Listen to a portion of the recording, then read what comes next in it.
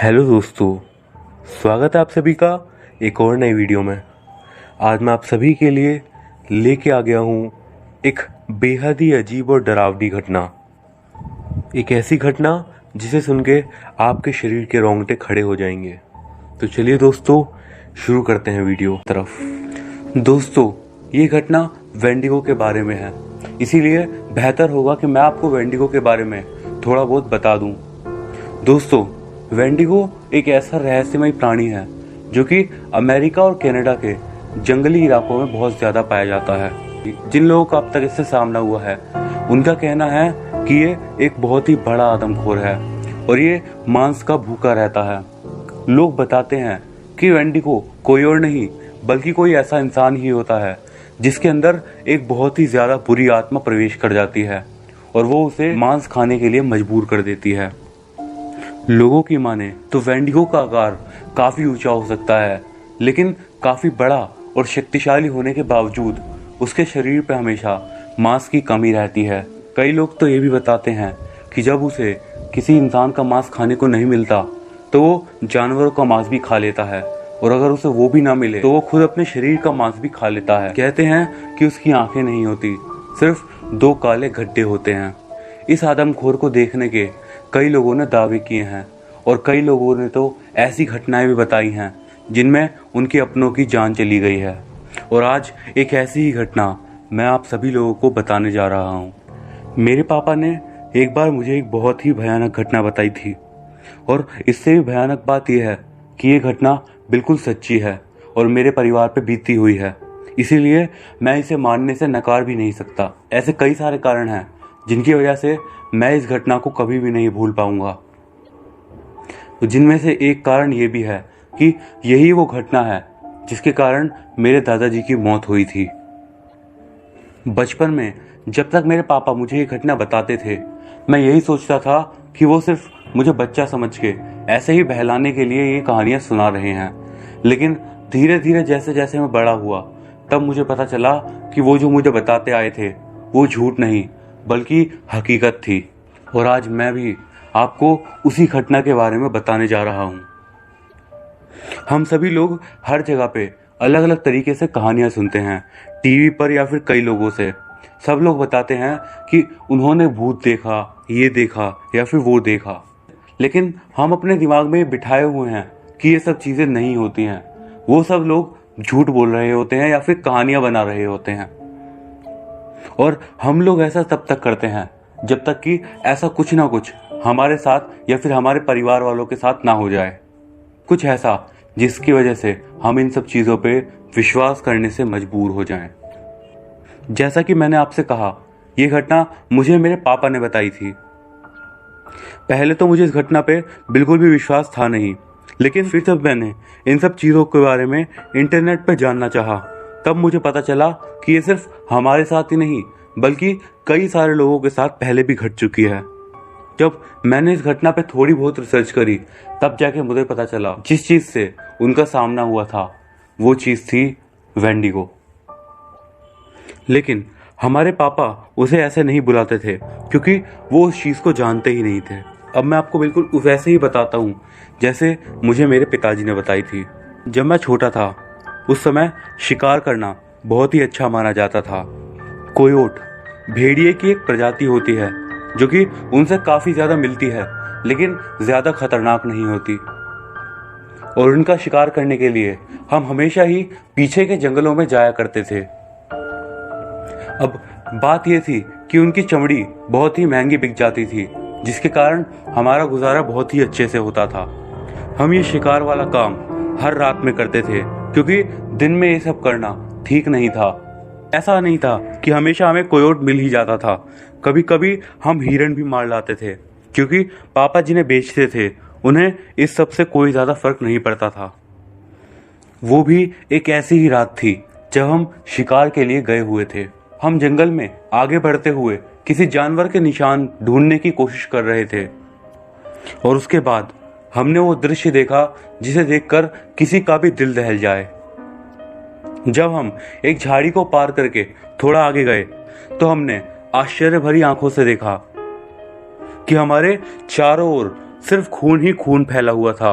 पेड़ की डाली से लेकर जमीन की घास तक हर जगह सिर्फ खून ही खून। पहले तो हमें यही लगा कि हो सकता है कि कोयोट ने किसी छोटे जानवरों का शिकार किया है, लेकिन नहीं, ये कुछ ज्यादा ही भयानक था और बेहद ही ज्यादा दिल दहला देने वाला। क्योंकि जब भी भेड़िए जैसे जानवर किसी पे हमला करते हैं तो ठीक तरीके से करते हैं, यानी कि वो किसी शक्तिशाली जानवर को नहीं चुनते, बल्कि उसको चुनते हैं जो कि थोड़ा बूढ़ा सा हो या फिर जो कि कमजोर सा लग रहा हो। वो उसे अकेला पकड़ते हैं और उसके बाद उसका शिकार करते हैं। लेकिन उस रात मामला कुछ और ही था। वो जानवर जिसकी लाश जमीन पर पड़ी हुई थी, वो एक बेहद ही बड़ा और शक्तिशाली जानवर लग रहा था। और सबसे ज्यादा हैरानी हुई हमें उसकी लाश देखकर। उसे देखकर ऐसा तो बिल्कुल भी नहीं लग रहा था कि उसे खाने के लिए मारा गया हो, बल्कि उसे देखकर ऐसा लग रहा था कि सिर्फ उसे मजे लेने के लिए या फिर सिर्फ उसे तड़पाने के लिए ही उसकी जान ले ली गई हो। उसका केवल गला फाड़ा गया था और उसका सर गायब था। बाकी उसके पूरे शरीर पे एक खरोच का निशान नहीं था। ये सब देखने के बाद मेरे पिताजी ने सिर्फ इतना ही कहा कि जानवर इस तरीके से शिकार नहीं करते। वो जिस चीज का शिकार करते हैं उसे पूरी तरीके से खाने के बाद ही आगे बढ़ते हैं। जब हमने ये सब चीजें देखी तो मेरे पिताजी ने मुझसे कहा कि तुम अगर चाहो तो घर जा सकते हो। लेकिन जो दृश्य मैं देख चुका था उसे देखने के बाद मेरे अंदर इतनी हिम्मत नहीं थी कि मैं सिर्फ एक चाकू के दम पे अपने घर पे चला जाऊं, जो कि वहां से तकरीबन 4 किलोमीटर की दूरी पे था। मेरे पापा के पास एक शॉटगन थी जिसके हम शिकार करने के लिए अपने साथ लाए थे, और मैं यही चाहता था कि मैं उसकी सुरक्षा के साथ ही रहूं और उसके साथ ही आगे जाऊं। इसीलिए मैं पापा के साथ ही आगे बढ़ता रहा। पापा चाहते थे वो जो भी है जिसने ये शिकार किया था हम उसे पकड़ें और उसे मार दें, लेकिन मेरे ख्याल से तो ये उतना आसान कभी भी नहीं था। लेकिन मेरे पिताजी के आगे मैं कुछ नहीं कह सकता था। उसका पीछे करने में हमें ज्यादा दिक्कत नहीं हुई, क्योंकि हमें सिर्फ खून की छींटों का पीछा करना था। निशान देखकर ऐसा लग रहा था जैसे किसी और जानवर को भी जो कि खून से लथपथ हो उसे वहां से घसीट के आगे लेके जाया गया हो। हम आगे बढ़े जा रहे थे और फिर शुरू हुई आवाजें। अब मैं आपको एक बात बताता हूँ, जंगलों में मैं पैदा हुआ हूँ और जंगलों में ही बड़ा हुआ हूँ, लेकिन वो आवाजें जो उस रात मैंने सुनी थी वो मैं जिंदगी भर नहीं भूल पाऊंगा। आप यकीन नहीं करोगे, जंगल के छोटे से छोटा जानवर उस रात चिल्ला रहा था, मानो छोटे से छोटा हिरण, लोमड़ियां, खरगोश और बाकी के कई सारे पक्षी मानो सिर्फ डरे हुए थे। ये सभी जानवर मेरे ख्याल से तो 12-1 बजे के बाद सो ही जाते हैं, लेकिन उस रात वो सभी जगे हुए थे और सभी के सभी अपनी अपनी आवाजों में रोए जा रहे थे। इन सब को देखने के बाद भी हम आगे बढ़ते रहे और उसके बाद हमने एक बेहद ही अजीब और थोड़ी डरा देने वाली चीज देखी। हमने देखा कि थोड़ी दूरी पर कोयोट का एक झुंड हमारी ओर देख रहा था।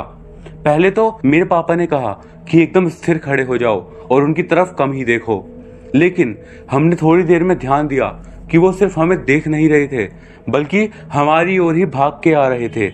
इससे पहले मेरे पापा अपनी शॉटगन से कुछ कर पाते, उससे पहले ही वो सारे के सारे कोयोट हमारे बराबर में से निकलते हुए आगे की ओर भागते हुए चले गए। हमारे सामने से वो इस तरीके से भागते हुए निकले कि मानो उन्होंने हमें देखा भी ना हो। इसके बाद हुई सबसे अजीब घटना। हम सोच रहे थे कि ये सिर्फ कोयोट का एक झुंड है, लेकिन नहीं, उनके पीछे जंगल के लगभग सारे जानवर झुंड बना के भाग रहे थे। कई सारे हिरण, खरगोश, लोमड़ी और कई सारे छोटे मोटे जानवर झुंड बनाकर उनके पीछे पीछे भागे जा रहे थे। अब अगर आपको जंगल के बारे में थोड़ी जानकारी हो तो ये सभी बड़े जानवर इन छोटे जानवरों को मार के खाते थे, लेकिन उस रात वो सभी जानवर एक साथ किसी एक चीज से डर के भाग रहे थे। इसका मतलब साफ था कि वो चीज कोई साधारण चीज तो नहीं हो सकती। ये सब देखने के बाद मैंने तो अपने पिताजी से कह दिया था कि ये सभी जानवर साथ में भाग रहे हैं। मुझे तो ऐसा लगता है कि हम जिस भी चीज का पीछा कर रहे हैं हमें उसे कभी नहीं देखना चाहिए। हो सकता है कि ये कोई ऐसी चीज हो ही ना जिसे हम मार पाएं। मुझे उस रात ये समझ में नहीं आ रहा था कि हम घर पे क्यों नहीं चले गए। आज जब इस बारे में सोचता हूँ तो लगता है कि पिताजी को शिकार का कुछ ज्यादा ही बड़ा शौक था, जिसके कारण उन्होंने अपने साथ साथ मेरी भी जान को खतरे में डालने से कतराए नहीं। इसके बाद हम एक थोड़े मैदान टाइप के एरिया में आ गए। हमने देखा जो जानवर हमने भागते हुए देखे थे, उन जानवरों के पैरों के निशान हर तरफ थे, लेकिन उनमें भी एक बेहद अजीब बात थी। जो बीच में खून पड़ा हुआ था, जो कि शायद किसी जानवर के घसीटे जाने का था, उसके पास से कोई भी जानवर नहीं गया था। सभी जानवर उसके दाएं या बाईं ओर से निकले, लेकिन कोई भी उसके पास से नहीं निकला। और ये था शायद डर उस चीज का जिसने ये सब किया था। फिर भी हम उस खून का पीछा करते गए और आखिरकार हम एक जगह पे पहुंच गए।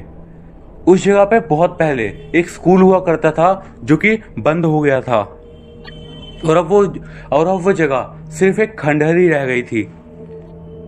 अक्सर वहां पे सिर्फ बेसहारा लोग ही देखे जाते थे, लेकिन जब हम उस रात वहां पे पहुंचे तब हमने जो भी देखा और महसूस किया वो मेरी जिंदगी का सबसे खौफनाक समय बन के रह गया है, और मेरी यादों में हमेशा वो मुझे डराता रहेगा।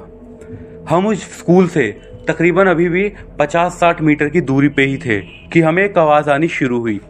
अगर ठीक से बताऊं तो हमें एक नहीं, एक्चुअली में 2 आवाजें आना शुरू हुई, जिनमें से एक आवाज थी बहुत तेज आवाज, जो कि मैं आपको बता भी नहीं सकता कि वो आवाज किस चीज से मिलती जुलती थी, लेकिन वो आवाज बहुत तेज थी, शायद गुर्राने जैसी।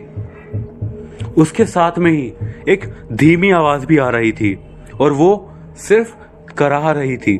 और उस आवाज को सुन के मैं साफ समझ गया था कि वो किसी जानवर के कराहने की आवाज है। एक कोई जानवर जो कि बहुत बुरी तरीके से जख्मी हो, बहुत धीरे धीरे करा रहा था। और ये दोनों आवाजें एक ही समय पे आके हम लोगों को डराए जा रही थी। हम धीरे धीरे बढ़ते बढ़ते उस जगह के बस 20 मीटर दूर ही रह गए थे, और उसके बाद मेरे पापा ने मुझे देखा और कहा, तुम मेरे पीछे रहना, क्योंकि हम बस उसका सामना करने ही वाले हैं। किसी भी जानवर का अगर हम शिकार करते हैं तो वो पहले हम पे हमला जरूर करेगा। खून के निशान से इतना तो हमें शायद पता है, वो जो भी है सिर्फ एक है, वो कोई बहुत बड़ा जंगली कुत्ता हो। मेरे पापा ने मुझे इतना समझाया, वो जब अपने शिकार को खा रहा होगा तो वो उसको पीछे से शॉटगन से मारेंगे, और अगर उस चीज ने उनके ऊपर झपट्टा मार दिया तो मेरा काम था उसे चाकू से वार करके रोकना। मेरे पापा थोड़ा आगे आगे बढ़ रहे थे और मैं उनके पीछे पीछे, और शायद ये हमारी जिंदगी की आखिरी गलती थी, अगर मेरी नहीं तो मेरे पापा की तो बिल्कुल। उसके बाद जो हुआ वो इतना खौफनाक था कि उसका दृश्य मेरे दिमाग में आज भी बसा हुआ है। हमने देखा कि एक टूटे फूटे कमरे के अंदर सिर्फ खून ही खून बिखरा हुआ था। सामने एक जानवर की लाश पड़ी हुई थी, और उसके सामने एक बहुत ही बड़ा जीव बैठा हुआ था। जीव क्या कहूँ, देखने में तो वो सिर्फ एक इंसान ही लग रहा था, लेकिन इंसान से बहुत बड़ा। उसका पूरा शरीर बहुत ही पतला और सूखा हुआ था। डरावने थे उसके हाथ, जो कि काफी लंबे लग रहे थे, और उसके नाखून जो कि बहुत ही बड़े बड़े थे।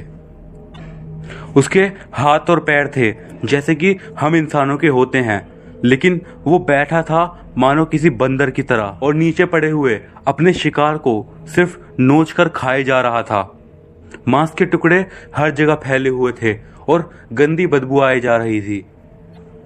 अब हमने उसे देख लिया था, और पीछे से देखने में मेरे पापा को लगा कि वो शायद कोई इंसान है, लेकिन मेरे पापा को इन सब चीज़ों की थोड़ी बहुत जानकारी थी कि ये सब जीव क्या हो सकते हैं। वो कुछ सोच में पड़ गए, और उस समय 5 से 10 सेकंड के लिए उस जगह पे जो शांति थी वो शांति बहुत ही ज़्यादा डरावनी थी। मेरे पापा ने अपनी शॉटगन से एक गोली चला दी, लेकिन मेरे ख्याल से उनका निशाना चूक गया। लेकिन अगर वो चीज़ को लगा भी था तो शायद उससे कोई फर्क नहीं पड़ता। वो चीज़ बहुत ही जोर से घुर्राते हुए पीछे की ओर पलटी। वो इतना ज़्यादा भयानक नज़ारा था कि मुझे समझ में भी नहीं आया कि वो आखिर था क्या, इंसान जानवर या फिर क्या, वो जो भी चीज थी, उसने तुरंत मेरे पापा के ऊपर झपट्टा मार दिया और झपट्टा मारने के तुरंत बाद वो उनकी त्वचा को फाड़ने लगा अपने बड़े बड़े नाखूनों से। ये देखकर मैं बहुत ज्यादा डर गया, लेकिन फिर भी मैंने जैसे तैसे, मेरे हाथ में जो चाकू था उससे उसके पीठ पे मार दिया, लेकिन वो चाकू सिर्फ अंदर जाके फंस गया और उस चीज पे कोई भी फर्क नहीं पड़ा। अगले ही सेकंड में उस चीज ने मेरे पापा के गले को फाड़ दिया और इतना देखने के बाद भी मुझे ये लग रहा था कि अब भी शायद मेरे पापा जिंदा होंगे, लेकिन मैं गलत था। वो मुझे वहां पे छोड़ के जा चुके थे हमेशा हमेशा के लिए। जैसे तैसे मैं किस तरीके से वहां से भागा वो तो मैं ही जानता हूं। बस मुझे इतना याद है कि वो जो भी चीज थी, पापा को मारने के बाद वो 1 मिनट के लिए शायद उस जगह पे वहां पे खड़ी हुई और किसी चीज को देखने लगी। मैं वहां से जितनी जान लगा के भाग सकता था उतनी तेज भाग रहा था। शायद ही मैं अपनी जिंदगी में कभी इतनी स्पीड में भागा होऊंगा। और उसके बाद वो डरावनी सी चीज मेरे पीछे पीछे भागने लगी। मैं आपको बता नहीं सकता कि मुझे कितना ज्यादा डर लग रहा था भागते हुए। इतना डर कि अगर मैं शायद पीछे एक बार भी देख लेता तो वहीं पे दम तोड़ देता, लेकिन मैंने अपने डर पे काबू किया और पीछे मैंने देखा ही नहीं और सिर्फ आगे की दिशा में भागता गया। भागते भागते अपने घर जाना एक बेवकूफ़ी होती, इसीलिए मैं सीधी दिशा में भागता गया, क्योंकि उसी दिशा में मेरे पापा का वो मालिक रहता था जो कि हमसे चमड़ी खरीदता था। मुझे नहीं पता कि कैसे, पर भागते भागते मैं उनके पास पहुंच गया। वो सभी लोग अपने घर के बाहर ही बैठे हुए थे। शायद उसके कुछ दोस्त आए हुए थे जो कि शराब पी रहे थे वहीं बैठ के। मैं उसके पास गया और सिर्फ जाके वहां पे उसके सामने खड़ा होके रोने लगा। उसने मुझसे पहले तो कुछ नहीं कहा, लेकिन सिर्फ उसने मेरी पीठ देखकर कहा, वो तुम्हारी पीठ पे क्या है? जब मैंने पीछे देखा तो मेरे होश उड़ गए। मेरी पीठ पे चमड़े का एक टुकड़ा पड़ा हुआ था और वो शायद और किसी का नहीं बल्कि मेरे पापा का ही था। इतने में वो भी उठ के खड़े हुए और जोर जोर से पूछने लगे, क्या हुआ बताओ तो सही। लेकिन तभी इतने में ही पीछे जंगल की तरफ से बहुत जोर से घुर्राने की आवाज आई।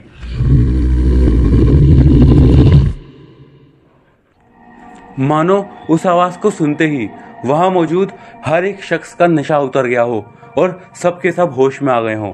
सभी लोग डरते डरते फौरन उसके घर में घुस गए और वो मुझे भी अंदर लेके गए। अंदर पहुंचते ही हमने फौरन सारे दरवाजे बंद कर दिए। हम सभी लोग अंदर बैठे हुए थे और सभी ने अंदर से दरवाजे बंद कर दिए थे। उसके पास जितने भी चाकू या फिर जितने भी हथियार थे उसने सबको दे दिए और वो बार बार मुझसे सिर्फ यही पूछा जा रहा था कि क्या हुआ, ये तो बताओ कम से कम, क्या है वहां पे, वो क्या चीज है जो कि तुम्हारे पीछे पीछे आई है।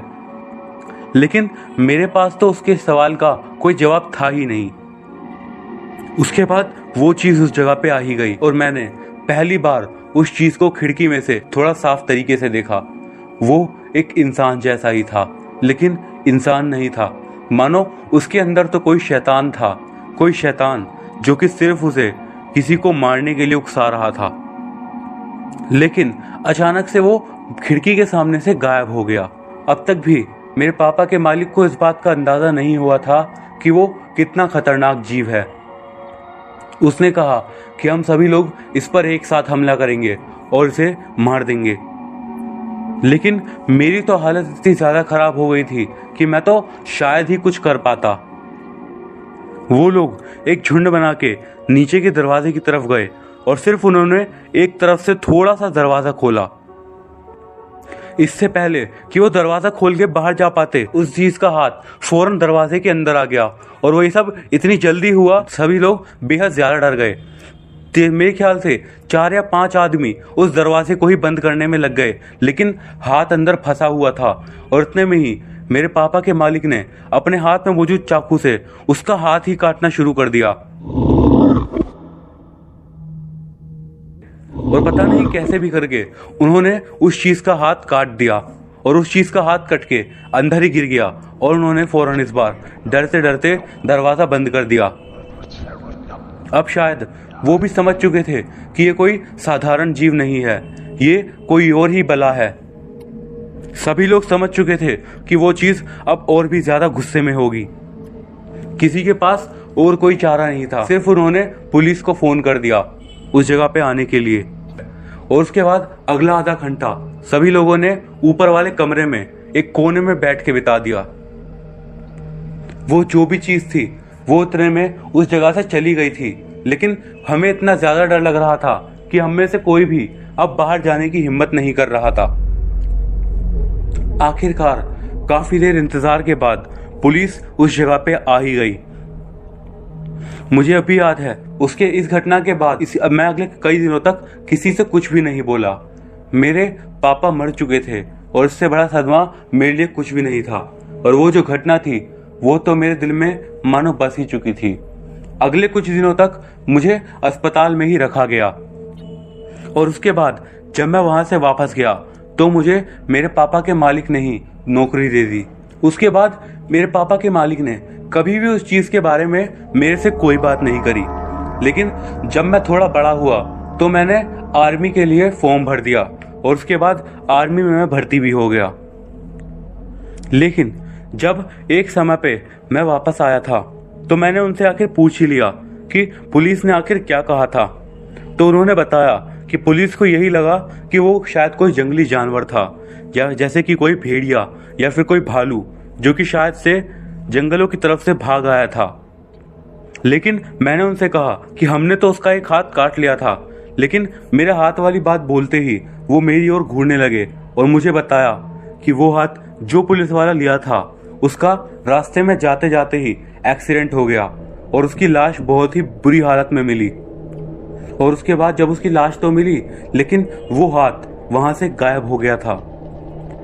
उन्होंने सिर्फ इतना बताया कि वो जो भी था वो कोई शैतानी शक्ति थी जो कि हमारे बस में कभी नहीं आ सकती।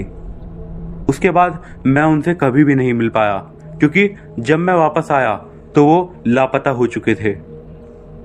पुलिस वालों से मैंने पूछने की कोशिश की तो उन्होंने पहले तो मुझे एक झूठी कहानी बताई कि वो किसी के पैसे उधार ले रखे थे और ना लौटाने के कारण वो इस जगह से भाग गए। लेकिन ये इतना आसान नहीं था। मुझे पता था कि वो जगह बहुत ही ज्यादा खतरनाक है, इतनी ज्यादा खतरनाक कि अगर मेरे साथ पूरी की पूरी आर्मी भी चलने को राजी हो तो मैं तब भी उस जंगल में नहीं जाता। तो वो अंकल उस जंगल में भाग के कैसे चले गए। लेकिन जब मेरी मम्मी की मौत हुई तब मेरे पापा ने उसी जगह पे जाके एक बार फिर से बसने का फैसला कर लिया, और तब जाके पुलिस वालों ने मेरे पापा को ये बात बताई कि हर साल उन जंगलों में कई सारे लोग लापता हो जाते हैं, और कईयों की तो लाश भी नहीं मिलती है। जिनकी मिलती है वो उस हालत में नहीं होती कि उनको कोई पहचान सके। ये घटनाएं बीते कई सालों से हो रही थी, इसीलिए वो जगह पे हमने छोड़ दी थी। वैसे इस चीज के बारे में जब मैंने इंटरनेट पे सर्च किया तो सभी लोगों ने सिर्फ इतना बता रखा था कि वो एक वेंडिगो था।